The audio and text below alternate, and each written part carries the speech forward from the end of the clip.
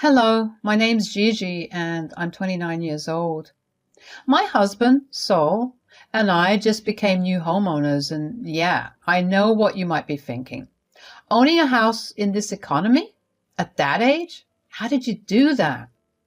Well, I wish I could tell you that it was all a matter of hard work, but it actually was a gift that my husband's grandfather, Robbie, gave to us. But my mother-in-law, Jen, who was staying with us, had a lot to say about it. And that did not go so well for her.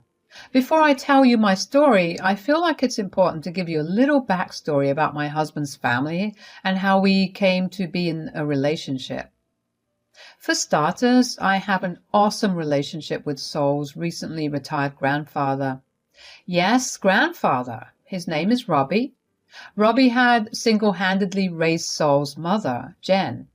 His wife had died during childbirth and he loved her too much to even find anyone else. He has admitted to Saul and me that he felt bad that Jen never got to have a mother, so he spoiled her senselessly. Robbie is a pretty wealthy man. He comes from family wealth and he's never afraid to splurge on the people he loves. So when I say that Jen was spoiled when she was growing up, I mean it. Jen always got what she wanted, and that attitude carried on into adulthood because Robbie could never say no to her. Jen had gotten pregnant when she was 17. The father ran away because he wanted nothing to do with the child, and Jen never revealed who the father was either. Robbie was not thrilled that she got pregnant, but ultimately decided that he would stand by her regardless of whatever decision she made. When she had Saul, she cared for him for a year or so and ultimately decided that a child weighed her down too much. She left him in Robbie's care. Robbie was upset that his daughter was not following through with her responsibilities. At the same time, he was glad he got to have a second chance at raising a child. He was a little more strict with Saul. He still spoiled Saul, but not to the same extent that he had done for Jen. Saul had always considered Robbie to be his dad because he was the one who raised him. Saul's mom, Jen, had disappeared to some college somewhere and then worked someplace also for the next 10 years. And when she came back, she tried to insert herself in Saul's life as his mom. Saul didn't like it. But he didn't oppose her because he had heard of how stubborn she was with getting the things she wanted. When it came time to move to college, Saul moved out and Robbie supported him. It was at college that I met Saul. We met because we had friends in the same circles and we just clicked instantly. It didn't take long for us to start dating, and if I really recall correctly, after 6 months of dating, Saul introduced me to Robbie. Robbie and I got along really well, and I was happy that Saul had such a positive influence in his life. The one person who did not like me was, you guessed it, Jen. Now, after about a year of dating, Saul decided that we should meet his mom because he wanted to introduce me to her. I have a pretty deadly peanut allergy, so Saul informed her in advance. When we got to her place, she barely looked my way or even talked to me. The only time she did was when it was time to eat. She had this evil look in her eye that made me feel a little on edge, but I ignored it. Just as I was about to put a spoonful of food in my mouth, Saul literally leapt off his seat and knocked the spoon out of my hand. What the hell? Why'd you do that? It has peanuts in it. Jen, what were you trying to do? I told you she's allergic. Oh, come on. It's just a peanut allergy. She needs to grow up. Are you stupid? Excuse me? That's no way to talk to your mother. Apologize now. Why the hell should I? You almost killed Gigi. There's no need to make such a big deal about this. It's a tiny allergy, right, Gigi? Actually, no. I almost did die on multiple occasions just from cross-contamination. Ugh, what a child. Dad, tell Saul to apologize to me for disrespectfully talking to me. Absolutely not. Saul asked you not to do one thing, and that's exactly what you did. To top it off, you're still ignoring the fact that you could have killed the girl. Why did you do that? You want to know? Fine. I don't like her. But you don't even know her. Yeah, but she's taking my son away from me, and I don't like that. So, why don't you and Gigi head out? Here's some cash. Go get yourself some good non-deathly lunch. I'll speak to Jen. I was shaken up. Never in my life had anyone wanted to outright kill me. And to hear Jen say that she didn't like me just like that? Wow, that hurt. Sol was furious at Jen, and once he cooled down, he apologized to me over and over again. Of course, I didn't need him to apologize to me because he did nothing wrong. Still, after that, two things happened. First, Sol stopped speaking to her. He cut off all contact with her. Second, Robbie cut off financial support for Jen. He kicked her out of his house and told her to live by herself. I was sure that that only would have made her hate me more, but I realized that I wouldn't have to see her again until absolutely necessary, so I didn't mind. After that, life went back to normal for Sol and me. Once a month, we would go out to either lunch or dinner with Robbie, and that was about all the contact we had with Sol's family. Sol and I knew that we were the ones for each other, yet we decided to wait until we were both financially stable enough to get married. When we finally got engaged, we waited for another 1.5 years to plan out our details of our wedding. When it came time to send out invites, we debated sending one to Jen, but in the end, we still sent her one. I will admit we were glad to see that she hadn't RSVP'd us. I guess Jen hated me way too much to attend her own son's wedding. Anyway, it was still a grand time for Sol and I. Robbie had been too busy traveling around the world to attend our wedding. We didn't mind that because honestly, that man deserved it. He worked super hard all his life and he raised not only his daughter but his grandson too. When he finally came back, he told us that he had a surprise for us. Sol and I were excited because we were expecting Robbie to give us some souvenirs or even some snacks or candies from the countries he visited. Robbie told us to come over to his place for dinner one night. Dinner with Robbie is always a good time. He told us all about his little adventures on his trip. Sol and I were a mess of tears from laughing too hard. Finally, after dinner, Robbie decided to reveal his surprise to us. He placed a pair of keys in front of Sol and I. We looked at him in confusion. "What's this about, Papa?" "These are the keys to your new house." "What? Are you being serious?" "As serious as a heart attack." But why?" "I wasn't able to attend your wedding, and I didn't give you a wedding gift either." "So you bought us a house?" "I couldn't think of a better gift. Am I wrong?" "No, although I will say you are one unhinged man." "Ha, that's the truth." "Thanks a lot, Papa." "Of course, although there is one small hiccup." "What is it?" "Well, Jen has been running low on finances and she reached out to me about helping her out. I told her I'd put up with her one last time, but if she does or says anything out of line, she's going to get thrown out." "Oh, so I'll have to meet Mom?" "Yeah, and put up with her for another 3 months." "Uh-oh." "I know, it's not the most ideal. But she'll stay with you guys for a little while. She promised me she'll be on her best behavior, so I don't think there'll be too much to worry about." "All right, that's doable." Robbie had done us a huge favor by buying us a house. We could use the money we usually spend on rent to save up even more. So it felt really wrong to tell him that we wouldn't want Jen staying with us. I sensed how skeptical Sol was too, and it made me feel better that I wasn't the only one who wasn't feeling too good about the arrangement. Robbie went on to explain to us that he was going to be visiting a friend for a while next month and that he had allowed his other friend's son to stay at his place until he came back, which was why he couldn't put Jen up himself. Which was fair, but still, Sol and I decided to move in as soon as possible because we wanted to at least have some time in our new house before Jen came over. Robbie also was there with us while we moved in. He helped us settle in and as best he could.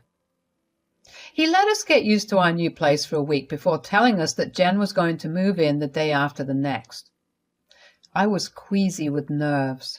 The last time I saw Jen, she tried to give me an anaphylactic shock. I did not want to live with her. It would be exhausting to constantly be on guard in my own home. But I guess it was one small price to pay for a beautiful house that was our own. Robbie was with us when Jen brought all her stuff with her. We planned to have dinner together, so I spent most of the day just cooking and preparing. It was a great way to expend my nervous energy. Jen happily greeted Sol and asked him a bunch of questions about himself while she just ignored me altogether. When we walked into the house, Jen looked around for a while before deciding to talk. Ugh, what a house! I know, right? Which one of you earns more money? Gigi. Why does that matter? First of all, that's embarrassing. You need to earn more than her. Secondly, this is an ugly house. Excuse me? Mom, that's unnecessary. I can see that you guys really struggled to buy this place. It really is the ugliest place I've stepped foot in. That's really rude to say, especially when you'll be living here because we let you. I know, it's a shame that this is where I have to live until I move. You're being very hypocritical. At least we were able to afford a house. You can't even afford to rent a place. You only talk back this way to me because of your wife. If it wasn't for her, you'd have been worshipping the ground I walked on. There's something seriously wrong with you. Okay, that's enough. Let's just get on with dinner. Robbie must not have told Jen that he was the one who bought the house for us. When Jen called the house ugly, I saw Robbie's expression harden, and then she went on to say a lot more stuff, and Robbie looked like he was ready to throw her out. I have to admit that Jen calling our new house ugly hurt. The funniest part was that Sol was the one who was in charge of the interior decorating, and he did a fantastic job at it. If she had known that, I doubt she would have said any of the things that she said. And to hear her insult me again was no fun either. It was kind of sad that I was prepared for it, though. She constantly mocked me and insulted me because she always thought that I had taken her son away from her. But I guess she just never realized that her son was avoiding her for the longest time. He just started speaking up because her actions and words began to affect me. Dinner was awkward. Sol and Robbie seemed majorly ticked off from the previous interaction with Jen, and Jen did not seem to pick up on the vibes because she went on to keep trash-talking the house. At some point, though, it just got so funny to me. The fact that she didn't know anything, and here she was openly slamming her father and her son. After dinner, Jen told us that she was jet-lagged, which is very funny because she literally flew over from one state over where there's no difference in time zone, and retreated to her room. At that point, Robbie, Sol, and I made our way over to the den where we discussed what had just happened. Well, that was terrible. I swear, if she wasn't my mother, I would have had some very choice words to say. Did you not tell her that you bought this house for us, Robbie? I didn't see why I had to, but I guess that worked in my favor because I got to see if she was going to be any different, which she won't. It's going to be rough living with her. But it'll be okay. It's only another 3 months. She'll be out of our hair before you know it. Hell no, I'm not letting you guys live with a monster like that. The only reason I made this arrangement was because she begged me for a whole month to help her out and promised me over and over again that she had changed. I see no change in her, and I don't want to help her out anymore. Oh, wow. So are you just going to kick her out? Yeah, I don't think it would be that easy. Remember the tantrum she threw when you cut her off financially before? She will not leave this house that easily. I think that issue can be solved pretty easily. We'll just change all the locks in the house so she won't be able to get back in. But she doesn't have her set of keys yet? I've got them right here. Just give them to her tomorrow morning before you guys head to work. I know she'll want to go out and meet some friends. When she gets back, she'll be stuck outside till you come back. That should teach her a lesson. It was nice to have Robbie side with us. If there was one thing that Robbie absolutely hated, it was being ungrateful. That was literally Jen's entire personality. Robbie had tried his hardest to discipline that out of her, but she just never seemed to learn. The next day, I took a day off so I could be there to watch over the locks getting changed. I pretended that I was going out to work in the morning and handed Jen her set of keys. She smirked at me and asked me if I was happy that she would be staying with me. I told her that she was family, so I was more than happy to be able to help her out. She then told me that she was going to make my life hell, and that if I had the audacity to complain to her father about her behavior, she would get in the way of my marriage. I was so close to telling her about the plan because Jen really knew how to get on people's nerves, but I kept my mouth shut and just let Jen say what she wanted to. In the end, I knew that I would be the one who won. I left the house that morning and just drove around for a while. I kept checking and reviewing our security footage to see if Jen left, and about 2 hours after I left the house, she stepped out. I wasn't sure about how long she'd be out, so I contacted the number Robbie had given me and asked the person to get to my place as quickly as possible. I raced home too. By the time I got back home, the person who was going to change the locks was also there. While he busied himself with the locks, I got to packing Jen's stuff. She spent the entire night unpacking her things, but it still took a fairly short amount of time to repack everything. I set her bags outside the main door, and along with them attached a copy of the house deed, which outlined in it the owner of the house and the buyer of the house. While Saul and I were listed as owners, Robbie was listed as the buyer. Once the man was done changing the locks, he handed me the new keys and left. I quickly got out of the house and drove to a nearby cafe where I kept a keen eye on the security footage. I couldn't wait to see Jen's reaction to everything.